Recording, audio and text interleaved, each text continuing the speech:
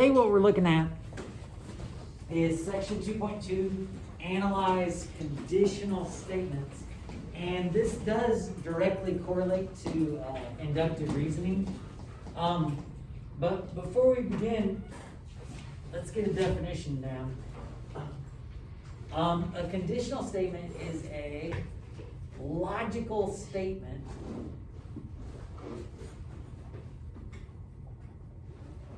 that has two parts. And one of the parts is a hypothesis. And the other part is a conclusion. And the hypothesis is a little bit different than what a hypothesis is in science. The hypothesis is basically like your starting point, and then your conclusion is where you end up. Now, what they mean by a logical statement is they're implying that they link two things together. So, and how they're usually written is as if-then statements, and the hypothesis always follows the if, and the conclusion always follows the then.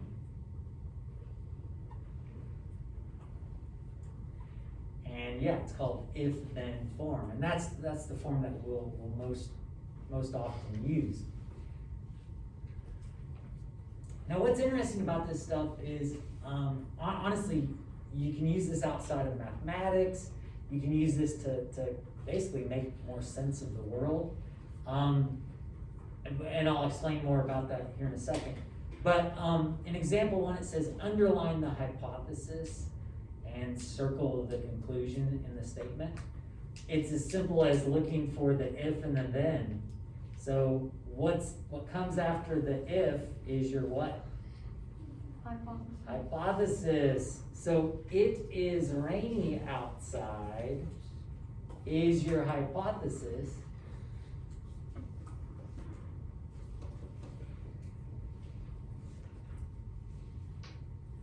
What's your conclusion? We will get wet. We will get wet is your conclusion. Now, oftentimes a logical statement will not be written in if-then form, and so we've got to kind of rewrite it in order to make it a little more clear. So, for example 2, it says rewrite the conditional statements in if-then form. So the first example is all whales are mammals. Well, as far as knowing which is your hypothesis and which is your conclusion, as long as they don't say if anywhere in there, then just go in the order that it gives you. So how could you write this in an if-then statement? If you see a whale, then it's a mammal. Yeah, you got it. So if a whale exists. So we'll make it a little more general because we don't even have to see it, do we? If it's a If it whale. exists. Yeah, so we'll just say if it's a whale, then what? Then it's a mammal. And it's a mammal. Now, just like what we've looked at before, these statements could be true or false. Just kind of depends. That one I think is accurate as far as I remember from like science and stuff. If it is a whale, then it is a mammal. I guess an exception might be a whale shark, but technically it's not a whale. All right, so part B says 3 points are collinear if there is a line containing them. So we got to be careful because this one mentions the if, right? So that's where we need to start at. So we'll start out with if. There's a line containing. I like it, yep. If there is a line containing 3 points,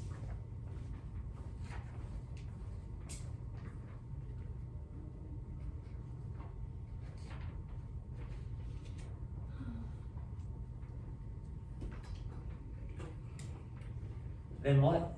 Then they are both collinear. Yeah, so I guess you could say then the 3 points are collinear, or you could just say then they are collinear. Then they are collinear. I apologize, there's not much space in there.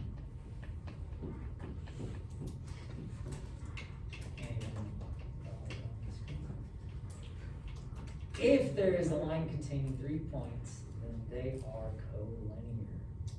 Again, if they supply the if, just make sure to go in the proper order. The if statement should come first. Conditional statements can be proven true or false. True.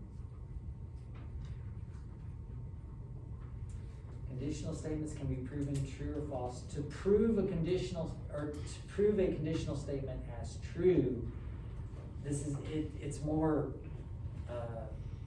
difficult because you must prove the conclusion is true for all true hypotheses.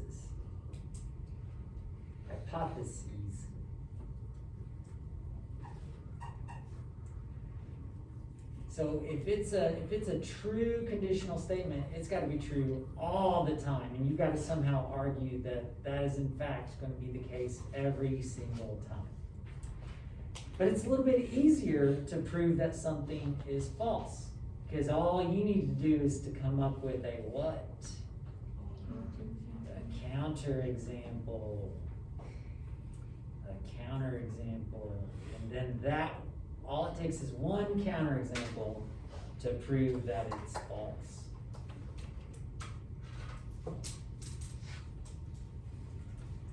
Okay, well, these next terms, converse, inverse, contrapositive, these are called related conditionals.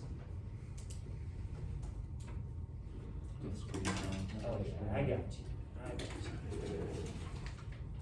Mr. Ryan, Yeah, I used it in the notes. would you like some of these?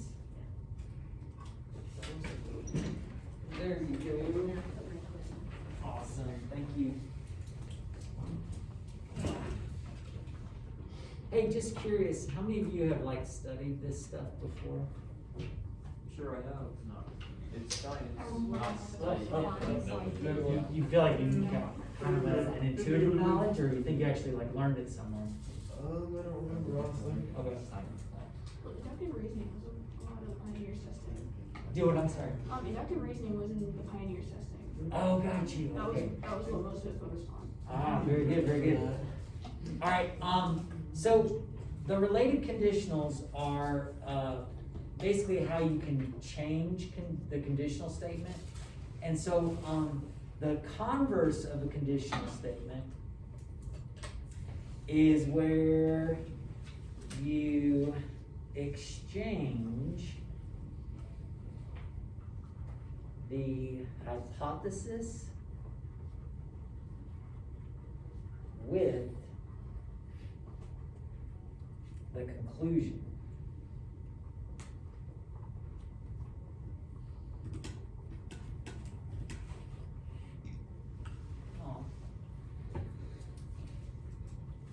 So for example, let's go up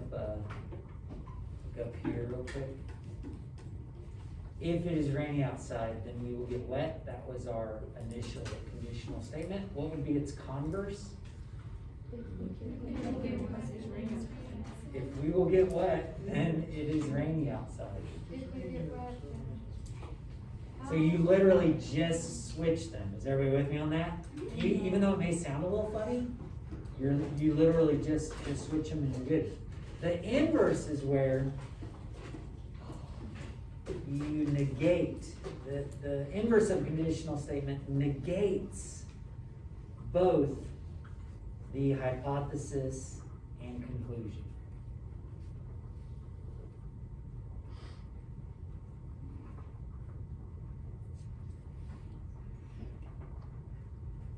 So if you're going to negate something,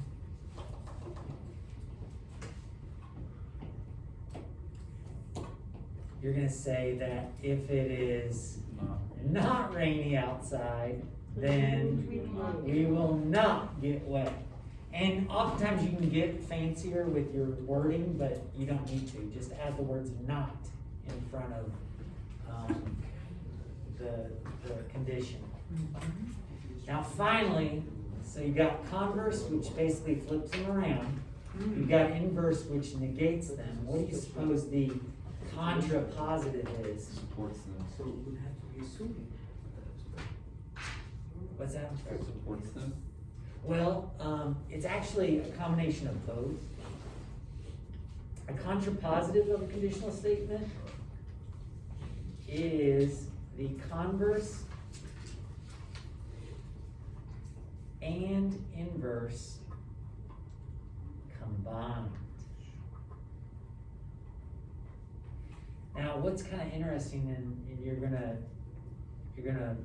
learn about this here in a second, but it turns out that whether or not the conditional statement is true, you can often predict what the converse, inverse, and contrapositive are also going to be. It's kind of interesting that once you find one true thing, you know that other relationships are also true. Now, just to give a little summary of these, let's say your conditional statement is if A, comma, then B. So A is our what? Hypothesis. Hypothesis. B is our conclusion. conclusion. What's your converse going to say? If B, then A. If B, then A. What's your inverse going to be? If not A, then not B. Got it. Yes. If not A, then not B. And finally, our contrapositive, If not B, then not A. you got it. It's the converse and inverse. If not B, then not A. Okay, so let's tinker around with this a little bit. We got an example here that says that our conditional statement is if you are an athlete, then you are a soccer player. Okay, so, is the conditional true or false? False. Pretty universally false, right? Imagine playing soccer. Universally or just in America? I'd say universe, probably. Yeah, because they got like the No, Olympics. okay. and Yeah, all no, that. because Soccer's not popular anymore other than America. Probably somewhere in It's the- called football. Yeah, and this, I don't think this is a question of popularity, but, all right, so, what would be the converse of the statement? If you are a soccer player, you are an athlete. All right, if you are a soccer player. Oops. If you are a soccer player. Then what? You If are you an are an athlete. You are an athlete. What do you guys think? True. Well, good. I think that's pretty much accepted as true, Except on lines, because you know, ours. except for like those haters. Then it would be online. All right, part C. Write the inverse of the statement and tell whether it is true. So what's the inverse of our condition? If you are not a soccer You're not player. an athlete. Wait, if you're not an athlete, you're not a soccer Yeah, player. just be careful, we gotta go to the original, right? Gotta go to the original, so if you are not an athlete, then you are not a soccer player. What do you guys think about that? True. It seems to be true, doesn't it? And finally, the contrapositive. There was a video game when I was a kid that played on the Nintendo. It's called Contra. So this is contrapositive. It just has an anonymous sound to it. But what's contrapositive? If you're not a soccer player, then you're not an athlete. Got it. If you are not a soccer player,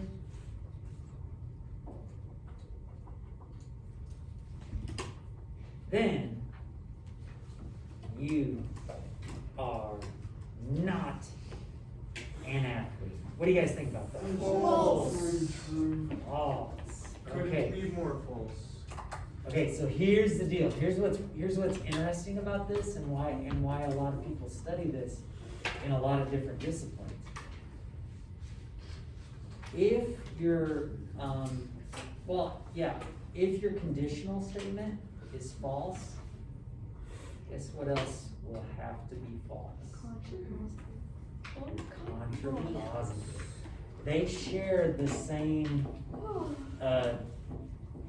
truth value, I guess.